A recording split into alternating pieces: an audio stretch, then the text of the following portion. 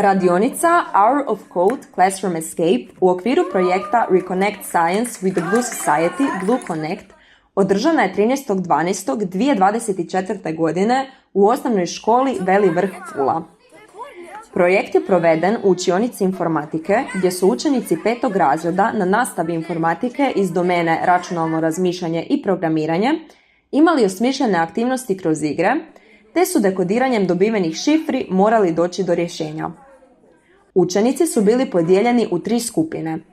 Kroz 2 školska sata tražili su odgovore na pitanja iz danih tekstova, otkrivali su šifru lokota i slagali prazne puzle čija je slika vidljiva pod UV svjetlom. Također, dešifrirali su pojmove putem ASCII koda, Morseovog koda i Cezarove šifre. Koristili su se računalima i tabletom, aplikacijom Teachable Machine koja služi za strojno učenje i Scratch Lab aplikacija za blokovsko programiranje.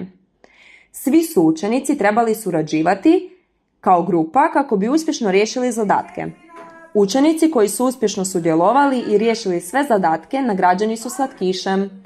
Učiteljica informatike Aleksandra Žufić bila je u timu koji je pripremio ovu aktivnost koja se istovremeno provela u osnovnim školama u Puli, Rovinju, Marčani i Juršićima. Na projektu su sudjelovali studenti učiteljskog studija Modul informatike Fakulteta za odgojne i obrazovne znanosti i to 3. godine koji su izradili dio pitanja, te 4. i 5. godine koji su sudjelovali na aktivnosti s učenicima. Studente je u aktivnostima vodio njihov nastavnik Janko Žufić, diplomirani inženjer te viši predavač. Studenticama je prikazano kako stvoriti kreativnu radionicu te na zabavan i interaktivan način obraditi ili ponoviti gradivo u svom radu u školi.